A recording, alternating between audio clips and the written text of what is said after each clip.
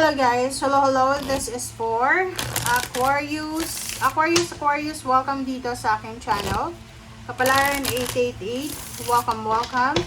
Alamin natin kung anong messages, vibration, gabay, energy, gabay, kapalaran sa lahat ng Aquarius. So this is for the week July 13 to 19, okay? So tingnan natin Aquarius, ano bang message ang kailangan mong marinig?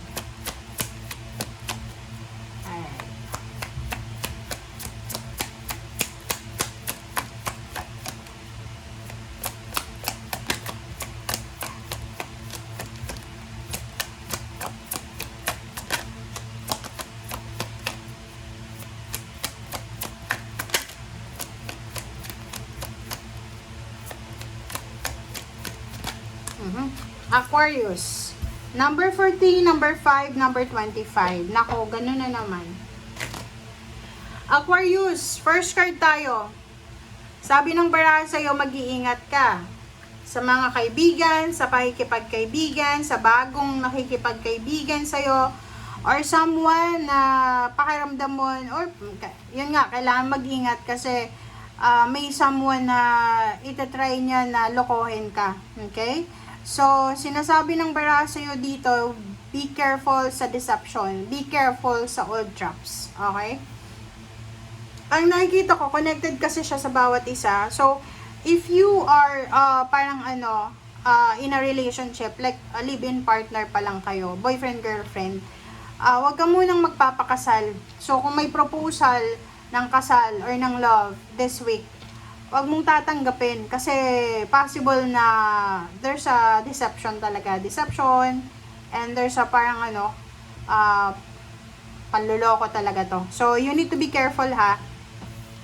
You need to be careful. Pareho sila clover. So, you need to be careful. Kahit sa pera guys. Kahit sa pera. Mag-iingat tayo sa pagtitiwala. Okay? Sa pag-invest. Or mag-iingat tayo sa lahat ng mga ginagawa natin na may involved na pera. Aquarius.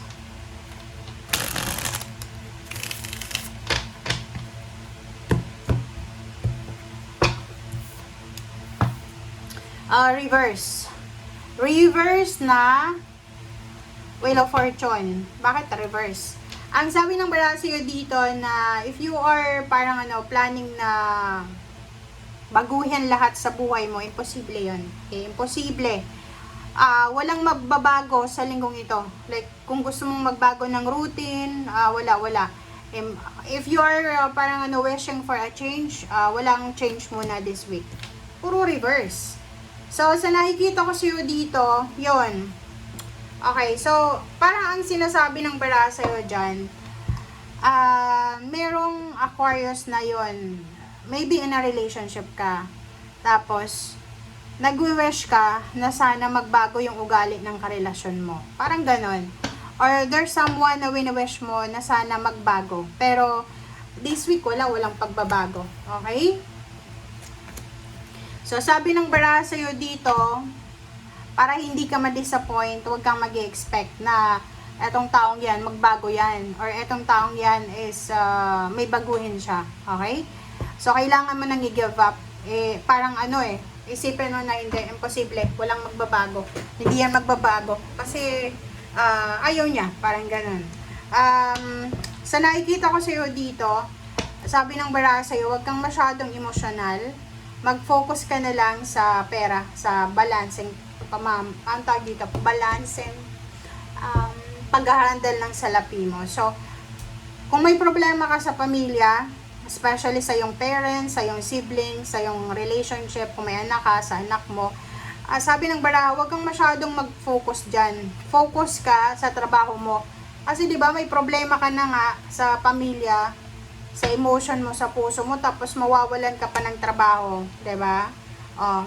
Sabi ng baraha sa'yo dito, hindi ko alam kung bakit lahat naka-reverse yan. Ang sabi ng baraha sa'yo dito, focus ka sa trabaho.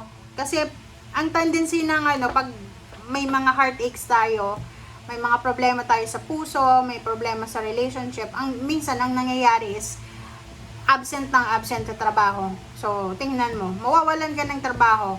So, dito sa barahang to sinasabi na kung hindi ka excited na pumasok, hindi ka excited magtrabaho sa linggong ito dahil sa mga problema sa pamilya or sa relationship mo, kawawa ka. Ikaw yung kawawa. Oh, 'di ba? Hindi yung taong 'yan na may kasalanan sa iyo or yung pinoproblema mo. Okay? Alright, so let's verify.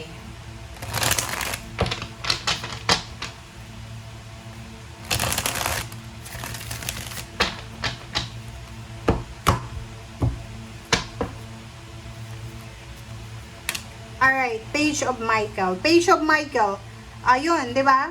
Exciting yung linggong ito kasi may bagong challenges or challenge ka na may encounter. So, sinasabi ng barahan na to na ilaban mo yan.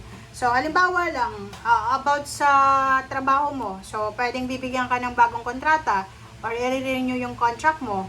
Kailangan mong ayusin yung documents. So, sabi ng baraha, review contracts or documents very thoroughly. So, wag kang pipirma sa isang dokumento na hindi mo binabasa. Wag kang papayag sa isang agreement na alam mo na dehado ka. Diba? So, parang ganun lang yun. Leap of faith. Believe in yourself. Magtiwala ka daw sa sarili mo. Makinig ka sa puso mo. Makinig ka sa isip mo. Gawin mo kung ano yung nagbibigay sa'yo ng saya. Okay, Wheel of Fortune, may upright, may reverse. Ito yung upright mo. So, sinasabi ng baraha sa'yo, after this week, magsisimula ang dapat magsimula. So, kumbaga, ganun talaga. May mga distractions, may mga obstacles and challenges. Pero, ang sabi ng baraha sa'yo dito, huwag kang mag-alala kasi lahat naman yan may solusyon. Lahat ng mga issues na yan, may solusyon yan. Matatapos din yung mga delays, magbabago din ang lahat. So, nakikita ko sa'yo dito na pagdadaanan mo to, yung confusion na to sa linggong ito. And perspective, so dito sinasabi na if hindi ka sure sa magiging decision mo, if hindi ka sigurado kung ano bang magiging outcome na to, itigil muna, i-pause muna, like the 5 of Swords. So sabi dito, pause muna para makapag-isip ka, para makapag-reflect, para makapagpahinga, parang ganon. So, ganon lang yon, okay? And the last message mo here is 2 of Ariel. So, importante, Aquarius yung balanse. Okay? Ang dapat nating i-aim is magkaroon ng balanse and simpleng buhay. So, sinasabi ng baraha, kung masyado kang pagod sa trabaho mo, marami kang ginagawa, trabaho, projects, or business, sinasabi na kailangan mong planuhin ang oras mo. Okay? Kailangan mong planuhin. Kasi pag hindi mo plinano yan, talagang gagahulin ka sa oras and mapapagod ka. Okay? Thank you guys. Bye!